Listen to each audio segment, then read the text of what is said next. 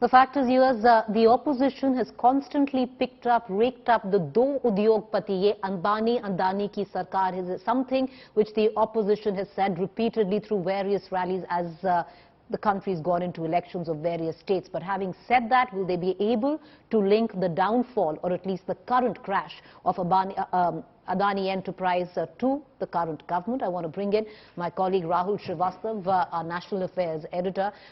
Rahul, to read in deeper into all of this, what is interesting is that most opposition parties, instead of attacking Adani, because Adani has interests in a lot of opposition-ruled states as well, where business interests are concerned, is trying to make the crash of Adani Enterprise more that of the failure of the government and trying to connect it to the Prime Minister.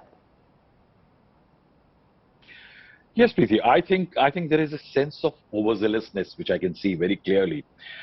This is a beleaguered opposition heard by the BJP, democratic norms and undemocratic also. I think agencies misuse and other things and governors, all those things taken into account.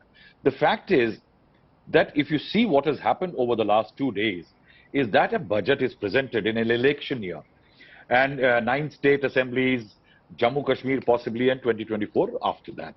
Still, within 24 hours, the opposition has been able to wrest the focus as far as the Adani issue or the Adani gate as the opposition now it is calling. That's one success.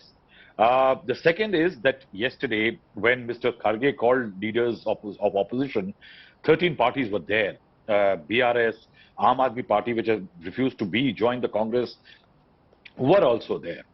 Even eventually later in the day also at the press conference, the leaders of these parties were there. So in Parliament at least, a definite bit of coming together, high unity index. But the next part is when you charge somebody, you have to tell the public that if there is Adani as an aggressor or somebody who's a wrongdoer, there has to be a loss to the public.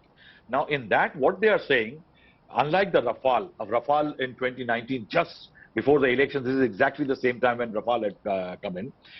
At that time, they didn't have that. What did the public lose, really? So that is where the opposition is saying SBI and LIC have sizable investment in Adani Group, and that's where the Aam Aadmi's money is facing a threat.